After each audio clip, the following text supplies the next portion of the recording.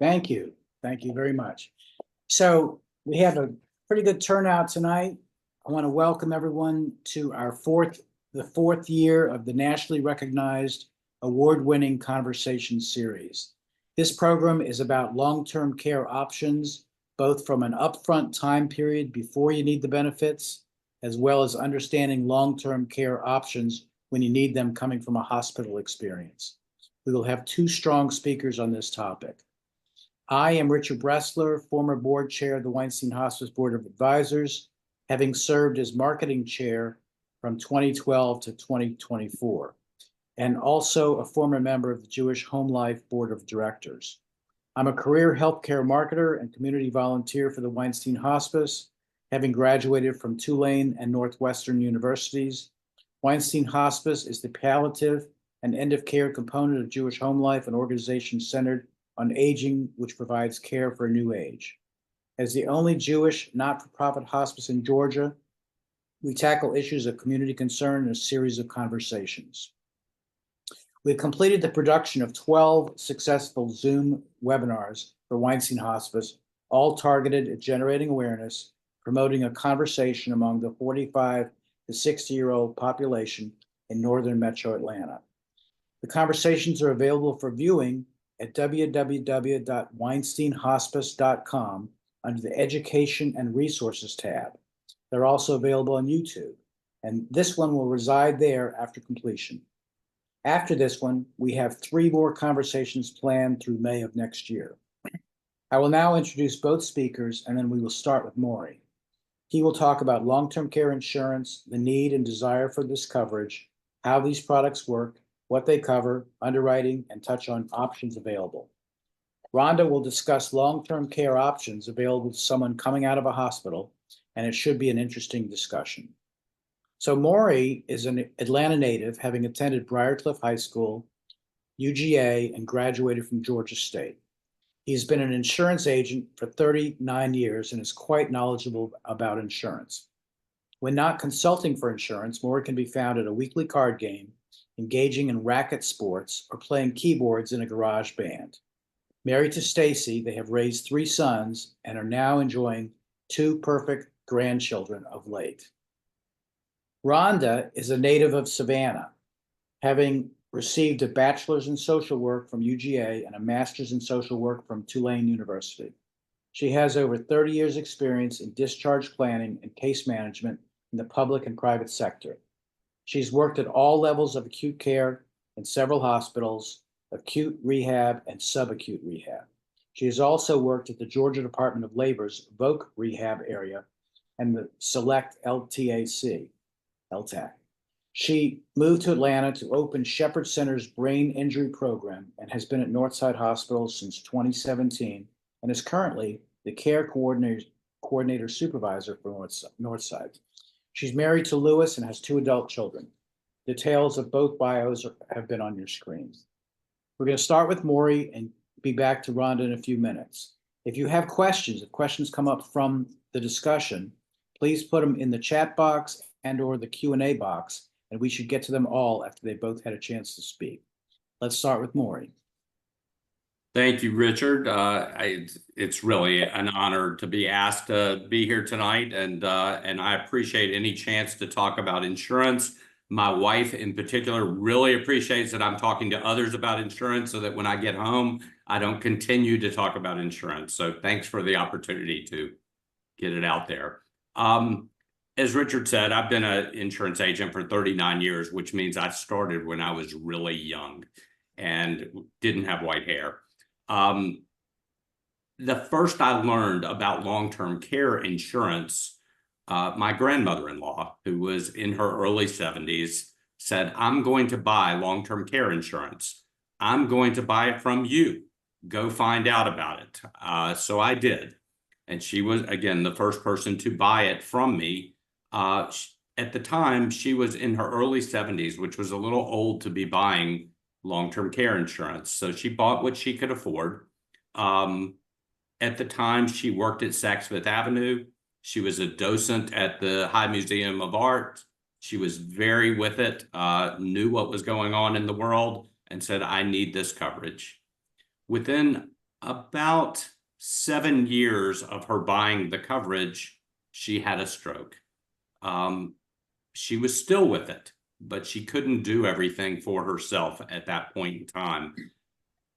The insurance company was coming to her house to evaluate her to see if she could claim on her long-term care insurance. She was nervous about it because she was so with it. Her brain was with it. She said, they're going to deny me the coverage because I can think for myself. I can do for myself. I said, I think they're going to approve you because you need help with the daily living activities, which is what long-term care covers. So, but she asked me to come there as well. So I saw firsthand how a claim worked when I was a very young agent. And sure enough, she did need help with 2 of the daily living activities. And so she collected on the policy. Shortly thereafter, unfortunately, she had another stroke, which really left her in the bed for the most part. She had 4 years of long-term care benefits, and she used every bit of her long-term care benefits, but it allowed her to stay at home, something that was very important to her, something that was why she bought the coverage in the first place, so that she did not have to move out of her home for care. So long-term care insurance. Let's talk about what long-term care is. You see on your screen a variety of services that help meet a person's need, both medical and non-medical, when they are chronically ill or have a disability and cannot care for themselves for long periods of time. People buy long-term care insurance for several reasons, but the biggest one is that they would like to shift some of the financial risk of being unable to care for themselves, being unable to do everything for themselves. They'd like to shift some of that financial risk to an insurance company. Let's move to the next slide. I'm talking to an audience that I feel certain knows about the cost of care. My understanding is that many of you are dealing with your own family issues in this regard. But cost of care can be very, very high. This is from one of the insurance companies, and it's showing an hourly rate for home care of $28 and change in today's dollars, going to, with inflation, $43 an hour in 2040, a very scary number. I actually think in the Atlanta market, that $28 figure is a little high, but not really high. Within the last 3 years, my mother needed long-term care. We were paying about $20 an hour, but I understand that post COVID, that those rates have gone up to $25, $26 an hour.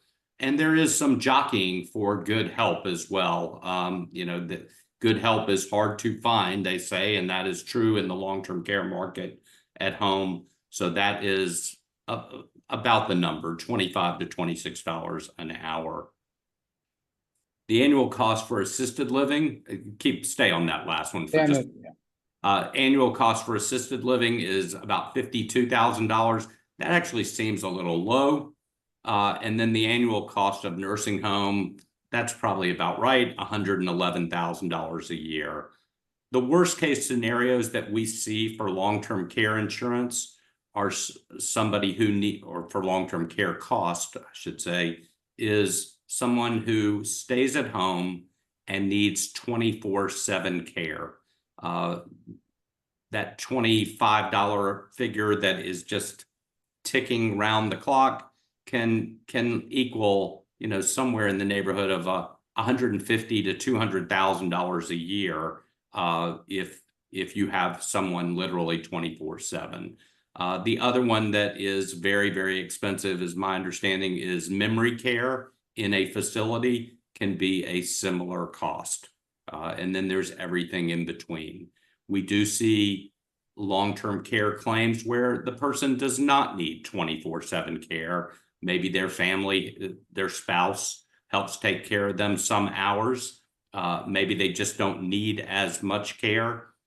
So there are claims that can be 40 hours a week, for instance, at home. But we do see a lot that are more 24/7. You can go to the next slide. Thank you. The ways to pay for care. I mean, I'm an insurance agent. I talk about insurance all day long, but insurance is not for everybody for lots of reasons. But certainly there's lots of people that can self-fund a long-term care situation. They have enough assets that they can pay for that out of their pocket.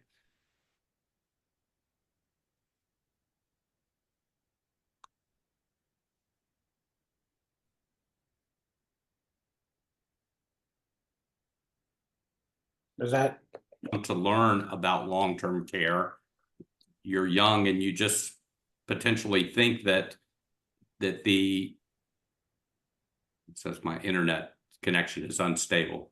Can you hear me, Richard? I can now, but Thank I missed after that slide went up, I missed anything. So please say it again. Okay, so self-funding is an option where you may have enough assets that you could pay for your long-term care situation. Obviously, your family could help. Government is something that people sometimes are shocked to find out that there just isn't a lot of government help for some of the things that long-term care covers, like help at home for a caregiver. Government is certainly there for hospitalizations, for surgeries, for recovery in some cases, but a lot of the things that we want long-term care for, like hiring somebody to come into our house and help us, government does not cover that. And then again, insurance is there for those who want to go down that path, who can qualify for it. Insurance can be a very good way to shift some of the costs to an insurance company. This is a very customized thing when people do buy insurance. I think sometimes when people first come to me to talk about insurance, they think, I want long-term care insurance so that if I have a long-term care situation, the insurance company will pay for it. That is exactly what will happen, but the insurance company may not pay everything that you incur as far as cost, because when you buy an insurance policy, you are picking and choosing the amount that you want it to pay and for how many years that you want it to pay, and even down to will the benefit compound between now and the time you need it, which I think is an important benefit on a long-term care policy. Most people who buy it are younger and healthier, and so they're thinking that it's going to be 25 to 30 years from now before they might collect on it statistically. So you would like for the benefit to compound between now and then so it keeps up with inflation. But even then, most of my clients are not buying enough long-term care insurance to cover that worst case scenario. So they do know that they will be using some of their own funds, using some of their Social Security potentially, or pension benefits, or savings, or family help, but at least they have shifted some of the financial risk from themselves to an insurance company, and that helps preserve their assets and helps them keep them out of financial ruin in a lot of cases. Okay. So what does long-term care cover? Well, before I talk about this, most long-term care policies have a trigger. The trigger is, what do I have to show the insurance company before I can collect on the policy? So they all basically work the same. You have to show that you are unable to do 2 of the daily living activities without assistance.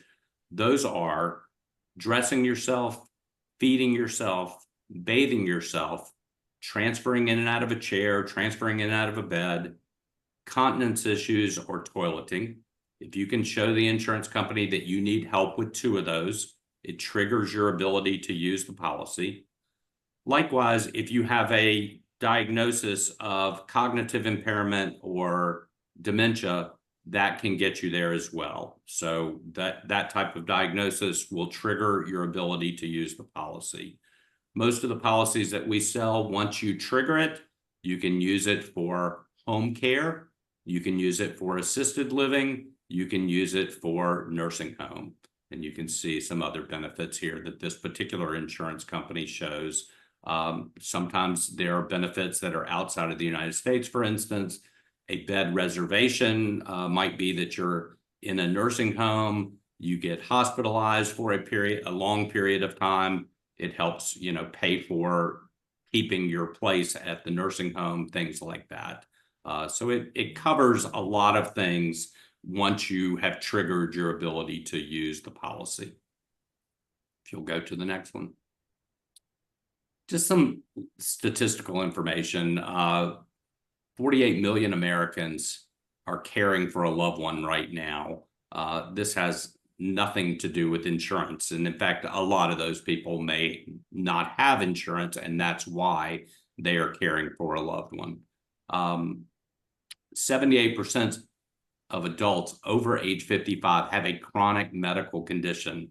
That may seem high, but going through underwriting with folks who want to buy various kinds of insurance, including long-term care insurance, a chronic medical condition might not be anything more than bad knees or bad hips or, osteoporosis or something that is chronic, that it's not going to get better, basically, or it could get worse. And obviously, all of the bigger things are in there as well, but chronic might be just something that is nagging and that is not going to get better. 50%, at least half of adults age 65 plus will need some form of long-term care. That doesn't tell you how severe it's going to be. It doesn't tell you how long it's going to last, but it does tell you that we're about a flip of a coin chance that you're going to need some care somewhere in the future. Keep going.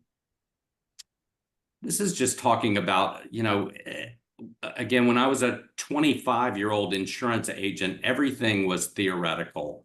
We would say to people, you need to apply for insurance when you're young and healthy. And these felt like sales lines at the time, and they were sales lines.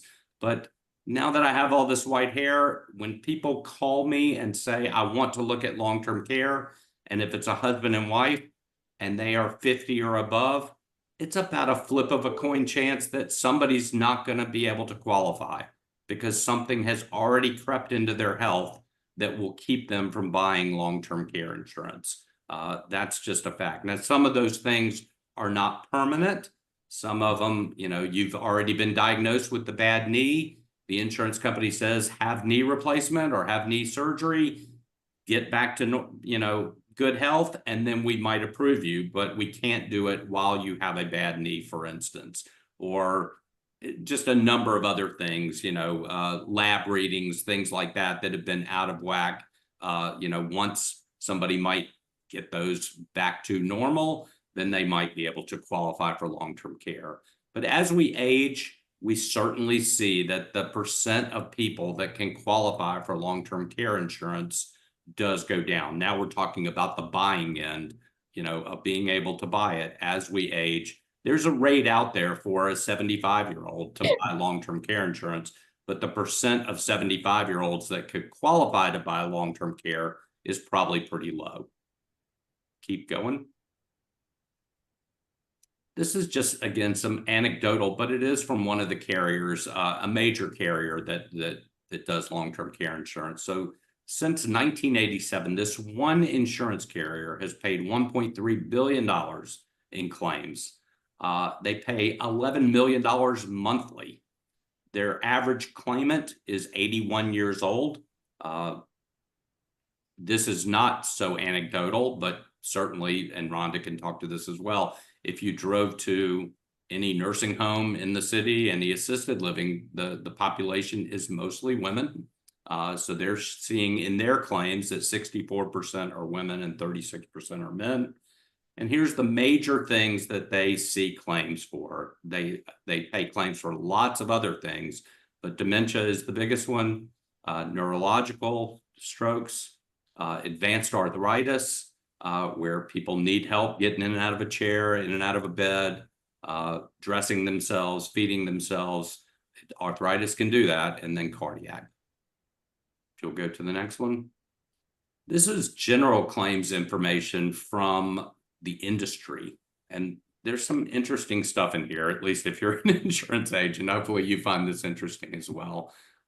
Care at home is 74% of the time. Now, again, this is the insurance industry saying this. If you don't have insurance, you might not have that luxury of being able to stay home because your house is an asset that can be unlocked, sold in order to pay for your care. So if you don't have insurance, one of the first places that you or your family members might look for money is your house. But people with long-term care insurance, 74% of those who are claiming are doing that at home, with the other 26% being split between assisted living and nursing home. The industry, the youngest claim that they've seen is for a 27-year-old. We don't think of long-term care insurance as being something that young people are going to collect on, but obviously there are people out there that because of accident or disease are gonna need help with two of the daily living activities, and that could happen at a young age. The longest claim they've seen is 22 and a half years. Again, policies that used to be sold that aren't sold very often anymore, if at all, had unlimited number of years of benefits. So that would be a very unusual thing. First of all, it's unusual to be on claim or need care for 22 and a half years, but to buy insurance that would cover it is not really doable anymore. But that's an interesting one right there, 22 and a half years. The largest dollar amount that they've seen is over $2 million. This is similar to what the insurance company itself, their statistic, 51% of claims dollars go to cognitive issues. So this is dementia, Alzheimer's situation that they're seeing. 18% of the claims are 5 years or longer. That's kind of good news, in my opinion, that 82% of the claims don't last 5 years or longer. For every long-term care policy that I've ever sold, I say to my client, I wish for you what I wish for myself, which is that you never collect a dollar of this, that you live to a ripe old age, that you never have an infirm day in your life, and that you go in your sleep, and that this becomes wasted money to the insurance company. By the way, I feel the same way about car insurance or homeowners insurance. Nobody ever took the keys away from somebody and they said, wow, I paid for all this car insurance all these years and I didn't wreck my car enough. Nobody ever says that. And I feel the same way about long-term care insurance. The reason it's expensive, and it is expensive, the reason it's expensive is because the chances of having a claim are very, very high, similar to car insurance. But I'd just assume you didn't wreck your car, and I'd just assume you didn't have a claim on your long-term care. In 2010, 81% of the claimants were over 65 years old. In 2018, 57% of the claimants were over age 65. I may have said that wrong, but bottom line is people are claiming on this at a younger and younger age, which that tells you all you need to know about if you're going to have insurance for this, start getting it when you're younger, because it just becomes harder to get. Maury, you have generated 4 questions already, but I want to make sure that we have time for Rhonda Absolutely. to do her whole thing. So let's, do you have any other slides or? Go to the next one is where Rhonda will pick up. Yep. This is, this is where Medicare and Medicaid come into the picture in regard to long-term care. And I will let Rhonda pick up from here. Can you hear me? Okay. Richard? Yes. Thank you so much for having me. I'm honored to be a part of this with Maury. We've known each other a long time. Go back to the other slide first, because what I say to all of you listening is the same thing I say to my family, my friends with parents, and probably every single one of my colleagues is you never want to need me or anyone like me at work. Maury, you understand that vividly, I'm sure. Because when you end up in a hospital, which I pray most of you never do, but likely somebody you love is going to end up in a hospital, and you are not going to believe how quickly the discharge planners, the case managers, come to you and say, let's start talking about a discharge plan. And your family, you look at each other like, wait, we just got here. But the reality is Medicare and Medicaid and every single insurance company out there wants you to start talking about discharge when you arrive, because they want the families to start thinking about where you go from here. And that's a really important fact. So that's the one thing I want to just start off with. Don't be insulted. Don't feel put off when people come and say, you know, let's learn about your home situation. Let's learn about your support system. Let's find out what kind of independence or lack of independence your family member in the hospital had before they came here, so we can get an assessment. Let's look at the insurance piece to this, whether they have a Medicare, a Medicaid, if they're younger, a private insurance. Believe it or not, last week I had an 82-year-old who was still actively working and had not selected her Medicare, which blew me away, and she needed rehab from a broken leg. So we had to work through that process because she wasn't a Medicare patient. But families tell me on a daily basis, the government should be paying for all this, right? And I have to sit down and go, we need to talk about what the coverage is, what the skilled services are, what the custodial care is, and what is actually a covered item under Medicare, Medicaid, or your Blue Cross, Aetna, Kaiser, United Healthcare policy that you've got. So that's why I wanted to look at this for just a second.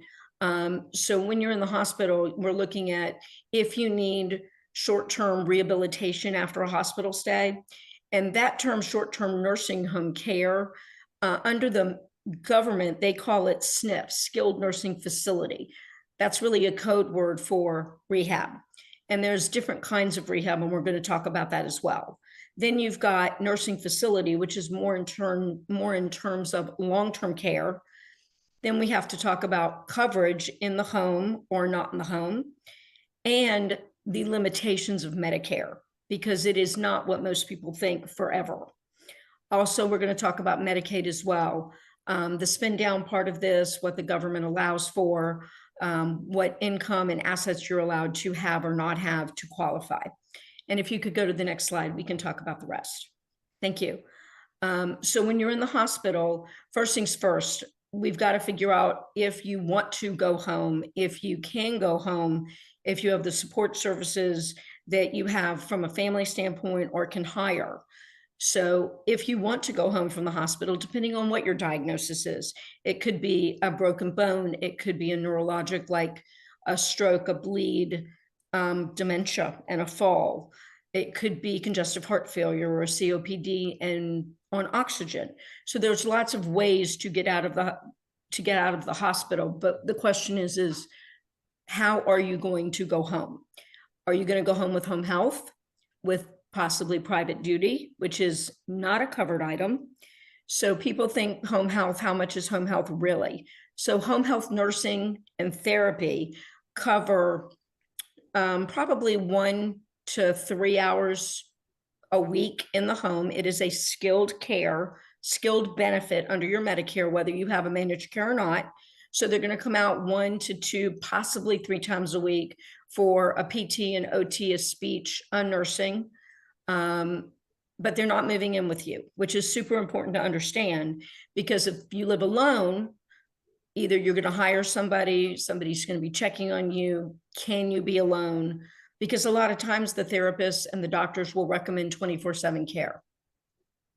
It's also important to understand that if a doctor says, you really want to go home, I want to help you get home. If a doctor says you can go home, that's great. But what if a physical therapist or a speech therapist or an occupational therapist recommends 24/7 care at home? That's where you're talking about other services, because most people do not understand, as my own family has learned over the past several years, that private duty is private pay. There are hundreds of companies. Some are better than others. Maury talked about the costs.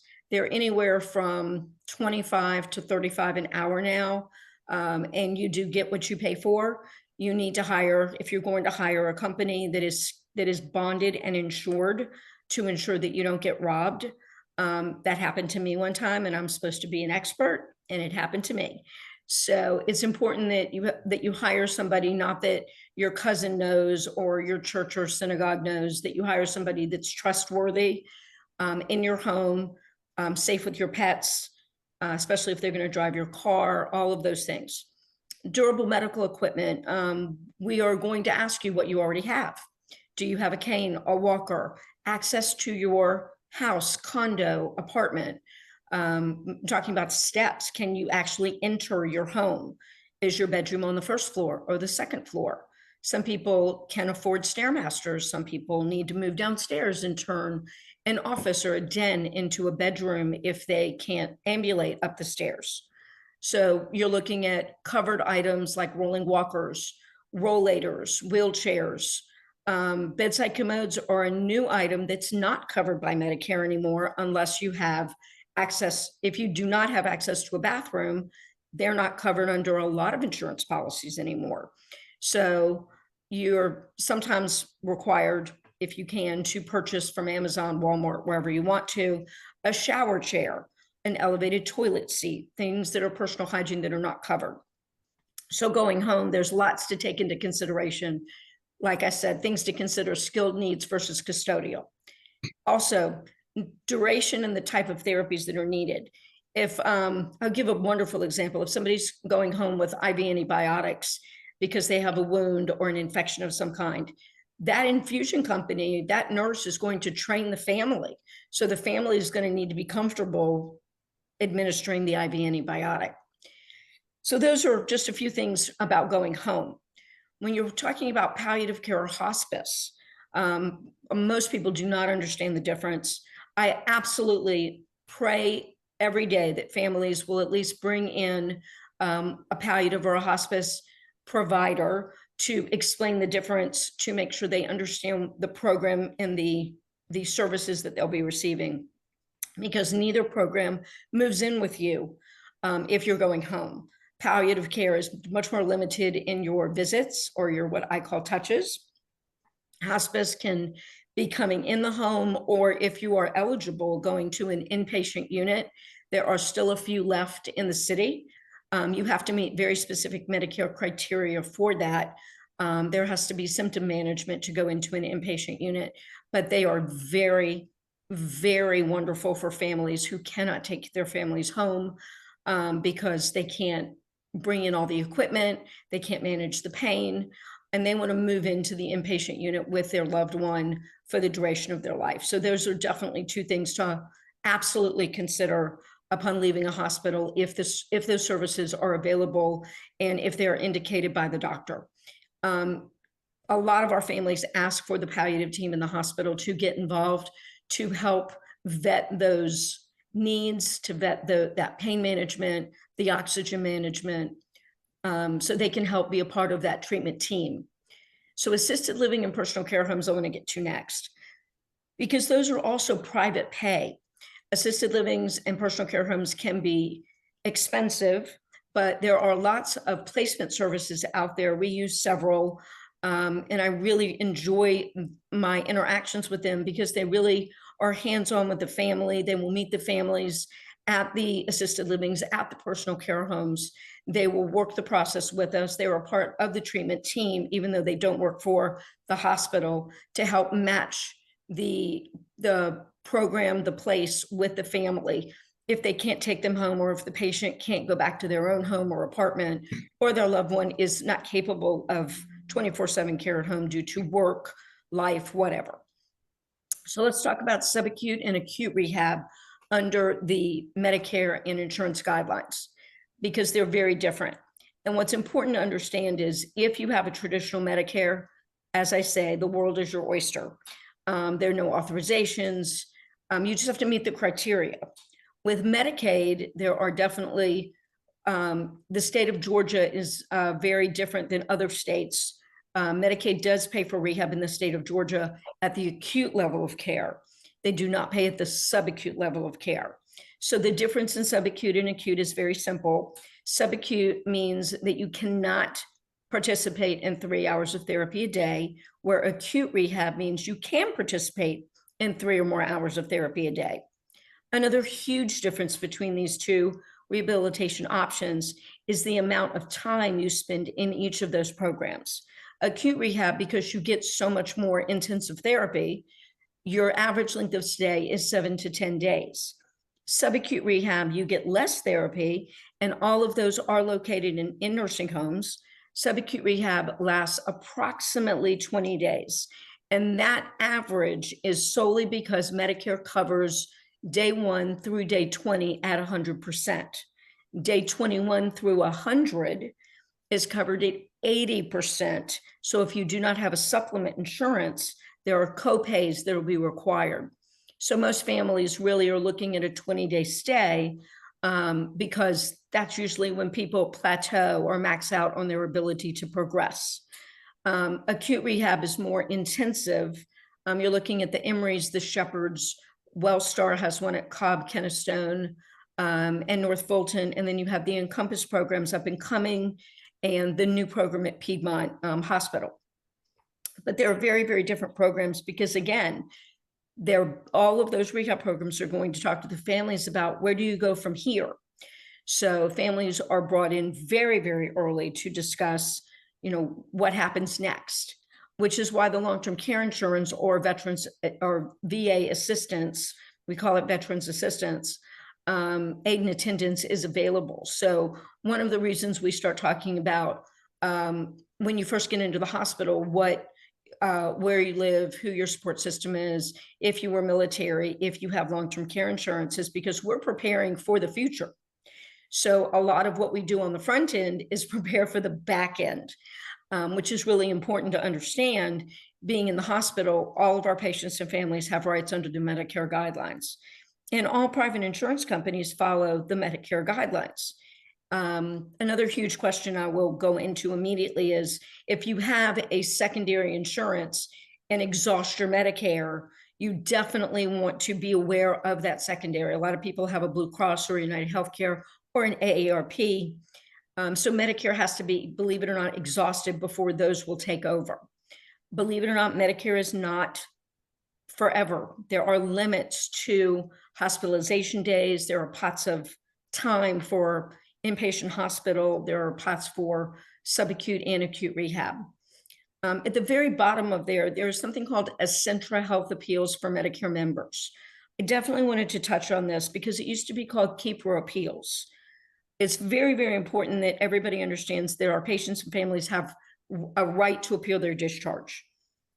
If this was started by the government, if a family or a patient said, I'm not ready to leave, I'm not well enough to leave, I don't feel good, I'm too sick to leave the hospital, and they can actually appeal to the Medicare doctors to review all the medical records, and it does protect their stay when there is a discharge order. What's very important to understand is that once the decision's made, whether the Medicare government doctors decide with the hospital or the families, there's obviously consequences to actions on both sides of that coin. So families work with us to figure out where we go from here if they win or lose an appeal. And I think that's a really important piece to this because I think patients and families have rights. Sometimes it's used, sadly, to delay a discharge waiting on a bed at a specific subacute rehab program. Or the family's not prepared to take them home. They haven't hired the private caregivers. The hospital bed hasn't been delivered, for example. And it's really important to understand that they have that right. What else let's talk about assets.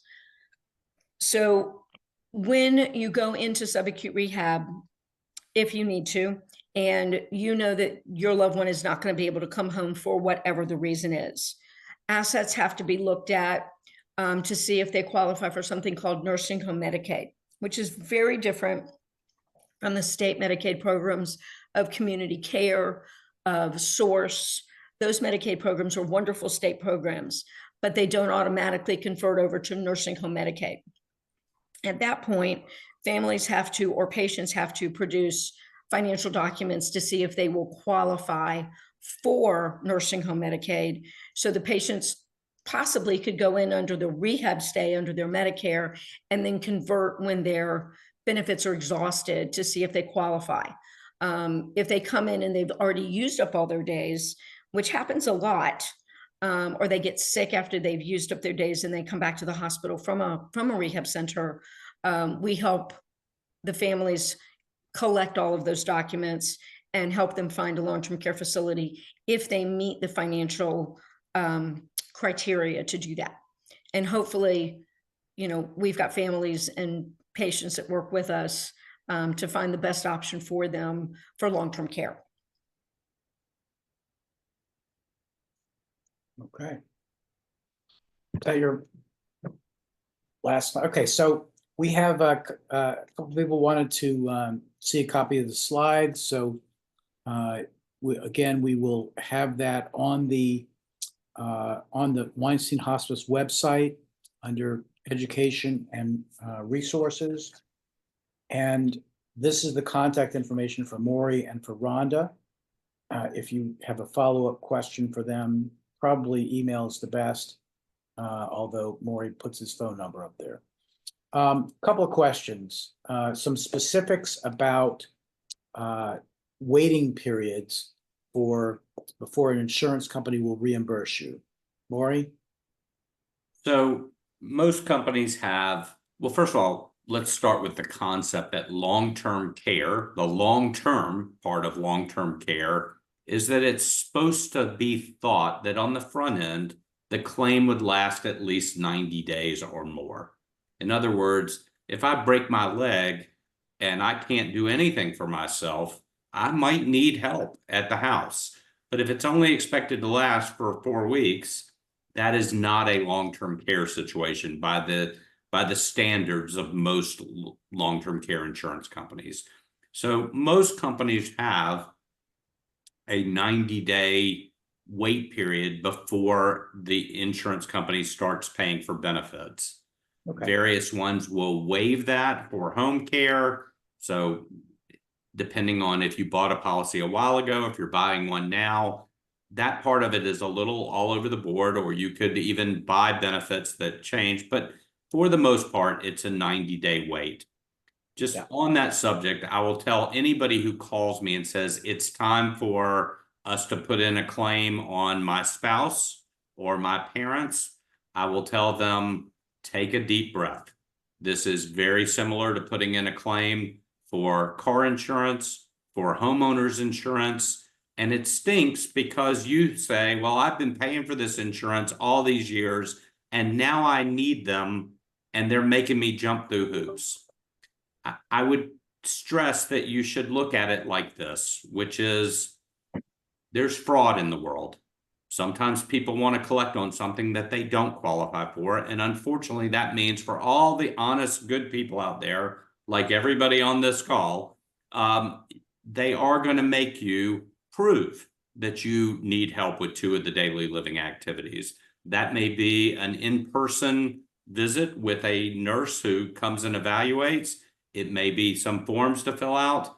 I'm going through this right this second with my own mother-in-law, and it's a little bit of issue. But if you take the deep breath and understand that the insurance company is not in the business of denying your claim, they just want to confirm that you meet the qualifications. If you go in with that attitude, you will get your benefits and you will be happy. But some of it, you are fronting the money to caregivers, waiting for your claim to be approved in some cases.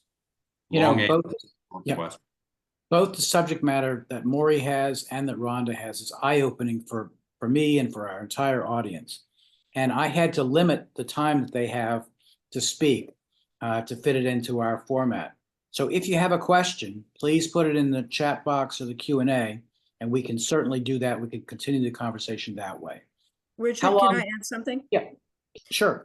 To tag on to Maury, one of the things we do talk about in the hospital is if someone has long-term care insurance, Because if they're going through rehab, especially subacute rehab, and they're there for 90 or 100 days, using up that Medicare benefit, we tell our patients and families, call your insurance agent, start the clock ticking.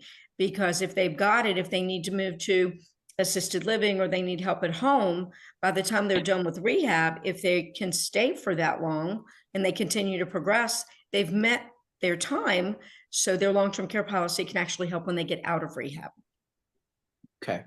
How long will the insurance company allow to submit receipts for reimbursement? I'm not exactly sure I understand the question, but let's say that the question has to do with I've got some receipts that I haven't submitted yet and I need to submit them. I'm not sure that there's necessarily a time limit. So for instance, if you're a little disorganized, for instance, you have put in a claim, you have been paying your caregivers, but you haven't gotten all the timesheets because the insurance company wants the timesheets. Some insurance companies want to see proof that you paid the caregiver. So maybe you need to get your bank statement together or copies of checks. So it takes you a little while. I'm not sure that there's necessarily a time limit to submit those receipts for reimbursement. I hope I've answered somebody's question on that, because that may not be their question, but Well, we're trying to get a handle on what kind of cost there is for, I know there's a million different policies out there, but what's the average premium for a 60-year-old who's in good health? yeah, it really can't be answered. And here's why. Okay, I did not touch on this, but there's old-timey long-term care insurance, which we still sell a lot of. Old-timey insurance I will compare to property and casualty insurance, homeowners insurance, car insurance. Why do I compare to that? Because you're going to pay a premium. If you have a claim, they're going to pay.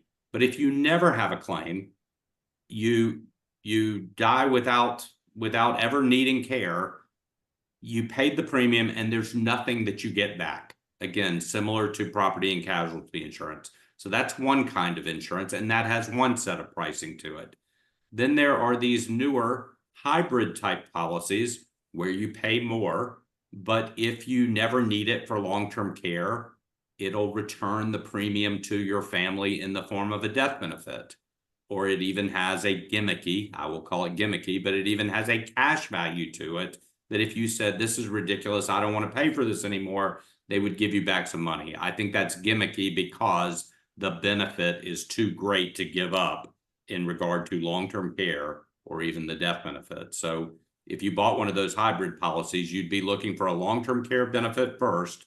But if you never needed it for long-term care, they would return the money with a little bit of return as a death benefit to your family. So the pricing for these products is all over the board, depending on what you're trying to do. That doesn't even cover the idea that I can buy a benefit of $5,000 a month, or I can buy a benefit of $6,000 a month, or I can buy a benefit of $8,000 a month or $10,000 a month. So I am picking and choosing on the front end the amount of coverage that I want to buy. And so that has to do with the pricing, obviously, as well. And the other thing that I'd like to tag onto that is there are some private duty agencies that will actually work with long-term care policies. So the patients, the client or the spouse, whoever's working it, doesn't have to do all the paperwork because the agency does it for you. Right. So that's another thing to think about, when you're hiring somebody private duty, if you're going to go home. Yeah, that goes to the question of keeping those receipts and all that stuff. Exactly. You're right. Exactly. Yes, there are, like if somebody is in a nursing home, for instance, the nursing home will take care of that reimbursement directly, and it doesn't have to be submitting receipts. There are also I'm sorry, my own aunt was in assisted living for many, many years, and her long-term care policy paid for her to be there, I believe, like 2 years. Right. So. Right. There are also some long-term care policies, so that are indemnity policies as opposed to reimbursement. So if I trigger the policy, if I show the insurance company that I need help with 2 of the daily living activities, or I have cognitive impairment, they will write me a check for the benefit that I purchased, and they don't have to see receipts at all. That's an indemnity product. Many policies are reimbursement policies, and some are indemnity. Some people look for indemnity policies because they've heard these horror stories about having to keep receipts. Personally, I would say, it's very comparable benefits, but that's a nicety of having an indemnity policy, is I don't have to worry about that part of it. I lost my feed, so I lost the questions. They're up there. If we haven't answered all the questions, please type them again in the box. If Rhonda, if someone is getting out of the hospital and they don't have the right, they didn't listen to Maury and they didn't buy the right long-term care insurance, what can you do? What can you do? How can you help the family if they don't have the right long-term care insurance? Depending on their assets and resources, we want to explore that and see how we navigate that, whether it be if they qualify for rehab, if they have the family supports to go home with private duty, if they need to move, if they were independent and now need help with mobility, figuring out what their costs could do for a personal care home or assisted livings. I mean, there are reasonable assisted livings out there. There are reasonable personal care homes. There are low end, high end, and everything in between. That's when we usually connect if the families really are intent on not being on helping them stay as independent as they can and stay out of long-term care, hiring placement specialists. And we have several that we work with that we trust. And usually it takes a day or two, and in the hospital, we navigate the paperwork to help the family. And we try and get them the best match possible where they're safe. Yeah.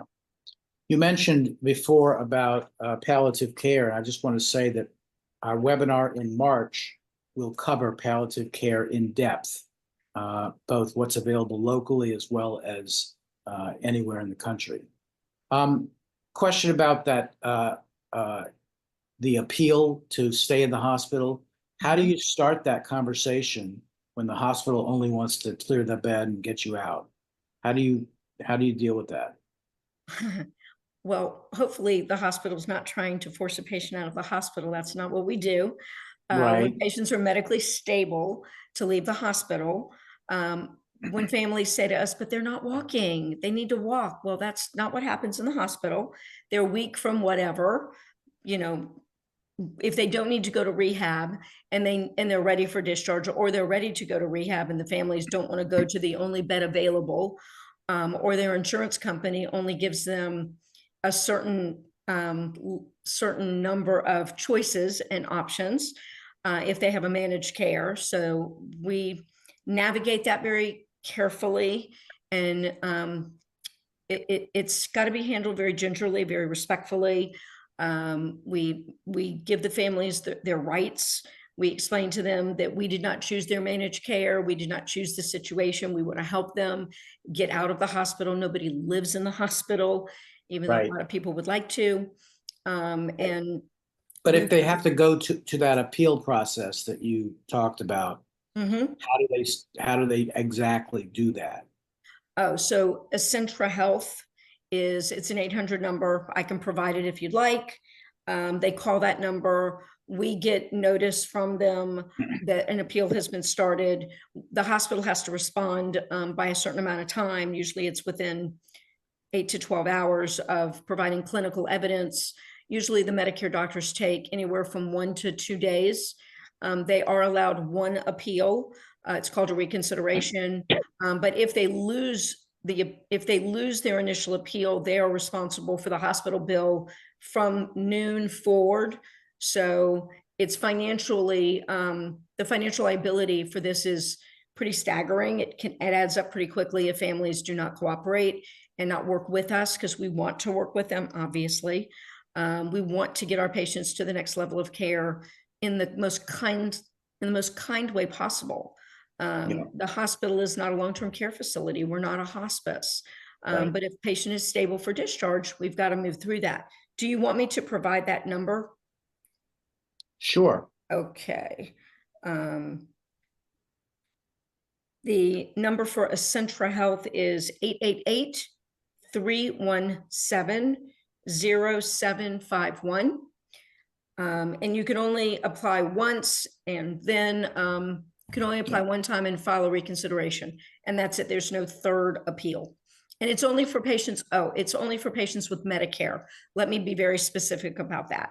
Yeah. Medicaid, self-pays, private insurance, they do not have that right because they don't have Medicare. We have one more question for Rhonda, but we're running late on time, so we're going to have a quick answer. How do hospitals determine which rehabs or hospices to recommend? It's a very good question. Whoever asked it, thank you. We are legally, by Medicare law, not allowed to give a preference. We're not allowed to recommend. That is against the law. We are required to give a list. The families, the patients can look it up on Medicare.gov. They can ask their friends, their family, their synagogue, their church members, where they want to go, where they don't want to go. There are a lot of options. It's important to know that if you have a managed care Medicare, the world is not your oyster. And go tour, but go tour quickly. When families tell me, I'm going to tour, Monday and it's Thursday, I'm like, your family member's ready for discharge. We need to move them on to their next level of care. They need to have a schedule of therapies versus being in the hospital. So we try and encourage them to work with us, so we can get them to the level of care that they choose. We give them their bed offers, and they tell us where they want their loved ones to go for their rehab. And if Okay. they're walking a little bit, if they're able to transfer in and out of a car, an ambulance is obviously not going to be covered just because they are working or they don't have time to take them. An ambulance is for medical necessity. So that's really important. And they've really tightened up in the last few years about paying for ambulance transport to and from rehab. Well, I think this has been very interesting. One of the people in here wants to call you tomorrow, Rhonda. So since you posted your number, I'm assuming that they can. Yes, after 8.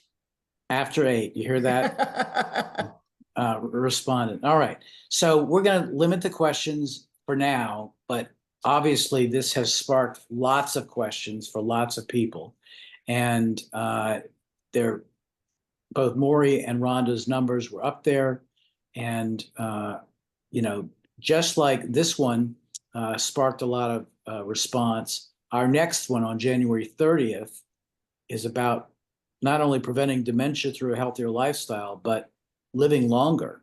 So we're going to give the secret to long life, and it has nothing to do with a fountain of youth or anything like that, and nothing to do with blue zones. But we're going to give the secret answer. So everybody's going to want to tune in for that one, January 30th. But I want to thank both Maury and Rhonda. Phenomenal presentation. Really eye-opening and really explanatory at the same time. It's just very, very terrific. So thank you so much for your help, and we're good. Sayonara, Thank you for everybody. having me. Thank you. Thank you. Bye-bye.